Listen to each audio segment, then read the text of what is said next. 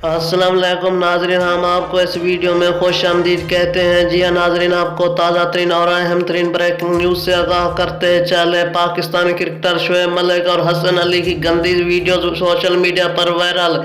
जी हाँ नाजरीन, आपको ताज़ा तरीन और अहम तरीन ज़राए से बता रहे हैं कि पाकिस्तानी क्रिकेटर शोएब मलिक और हसन अली की गंदी वीडियो सोशल मीडिया पर वायरल हो चुकी हैं। ये पाकिस्तानी क्रिकेटर बोर्ड के लिए बहुत बड़ी बुरी खबर है।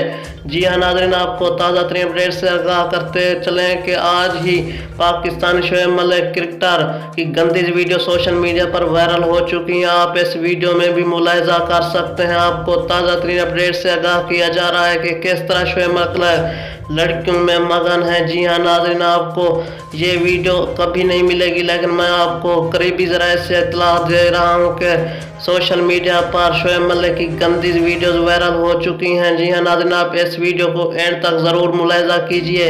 अगर अभी तक मेरा चैनल सब्सक्राइब नहीं किया तो प्लीज़ मेरे चैनल को सब्सक्राइब ज़रूर करें, ताकि हमारी वीडियोस आप तक पहुँचती रहें, और बेल आइकन को भी इनेबल कर दें, और ये वीडियो भी लाइक कर दें, और कमेंट सेक्शन में आप अपनी राय का इजहार ज़रूर कर दें।